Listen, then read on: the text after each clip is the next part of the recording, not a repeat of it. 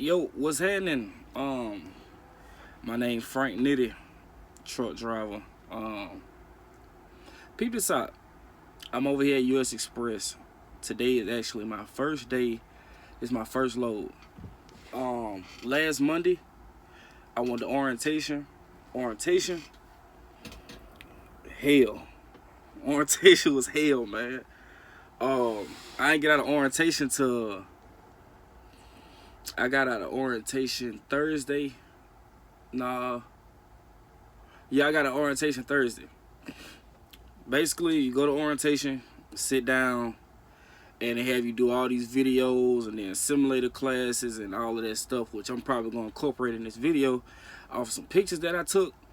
But you got to do a simulator class or whatnot, you know what I'm saying? But they had like the owner-operators, company drivers, and student drivers coming in at the same time.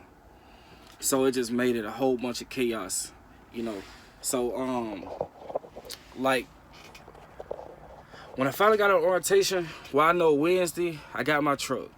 Got the truck too late, so I ended up having to wait over to Thursday to get my paperwork and all of that. Once I got my paperwork Thursday, then, you know what I'm saying, they was just basically like, okay, if you're going to either go home or you're going to get a load, but I didn't bring that much stuff, so I ended up just going home. I sent my PTA to Sunday, so this is my first load. Grabbed the load out of Tractor Supply in Macon. I left Tractor Supply in Macon. Now I'm up here in Salisbury, North Carolina. Salisbury, North Carolina, Tractor Supply. It's a tight bag. What I mean, this bag is tight. It's tight.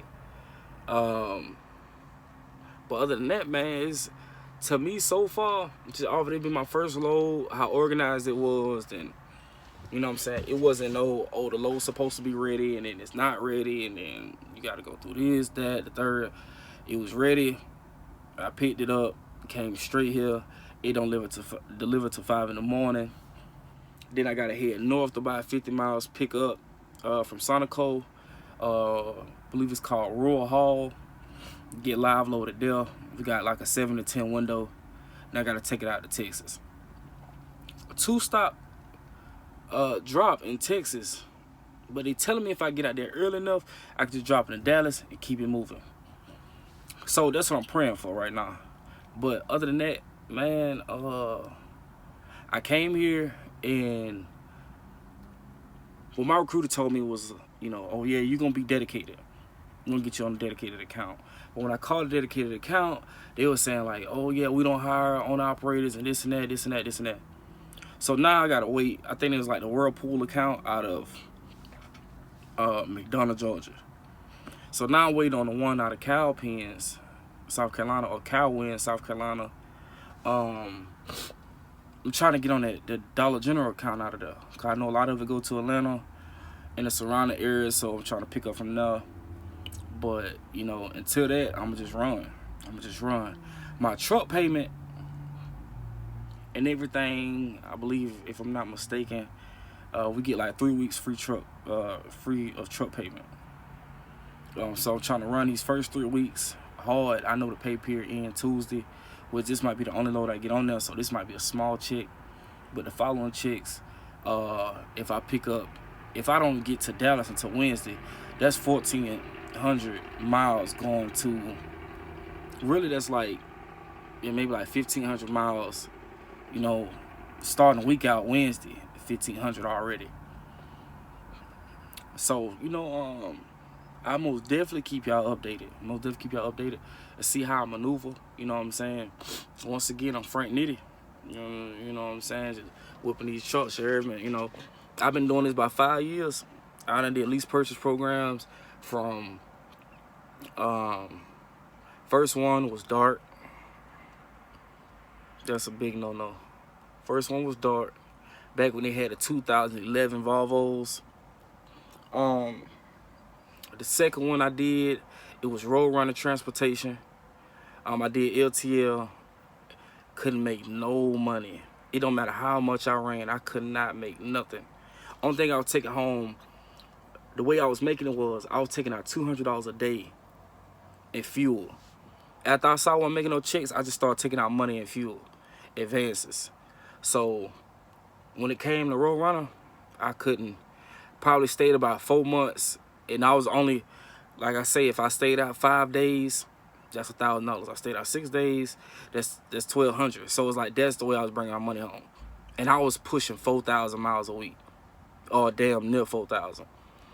So with them, just couldn't do it. Then I left them, and then I think that was like really like the end of me leasing. Like I went to ATS.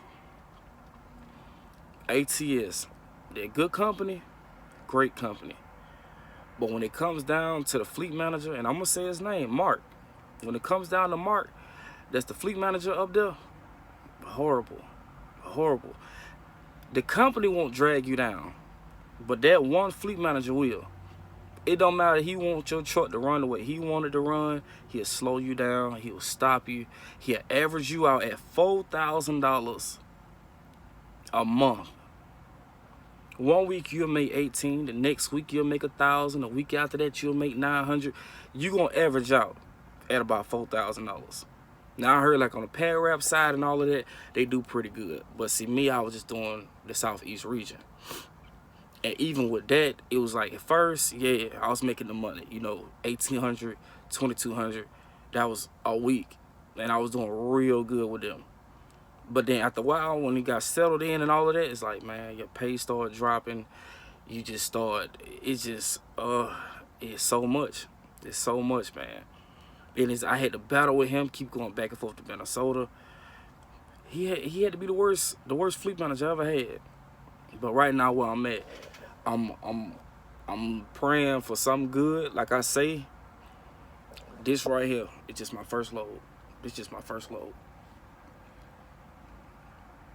When I get my next week paycheck, not for this week, but when, you know what I'm saying, I get paid for this week, and then the following, my second week being there, and I see what that paycheck look like, I'm most definitely do an update. I'm most definitely kind of show y'all like the settlements and stuff like that. The truck that I got was a 2015 Freightliner. It is an automatic. It is an automatic. And the truck is nice. Like I'm not settled with the automatic. I keep looking for a stick, but I could probably get used to it.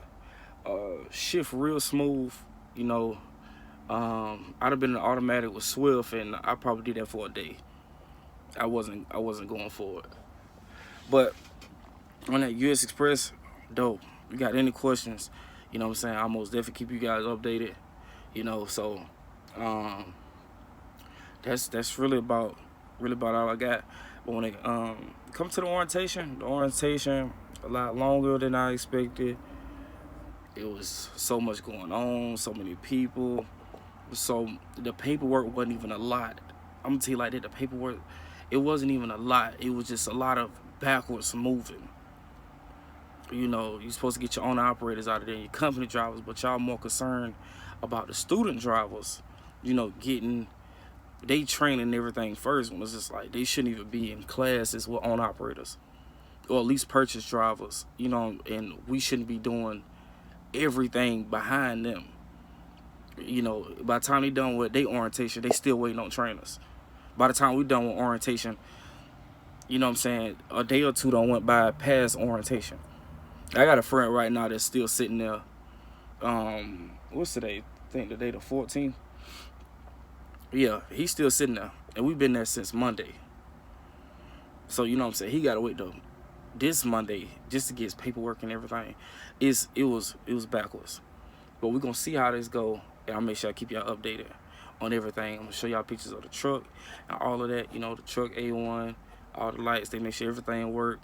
I was out of Tunnel Hill, Georgia, doing my orientation, and they make sure you get the truck washed, you know, the inside of your truck clean, and all that. So far, it seems like it's pretty laid back. But make sure I keep y'all updated. You know what I'm saying? Stay tuned, and you know what I'm saying? I'll holler at you later. Yup.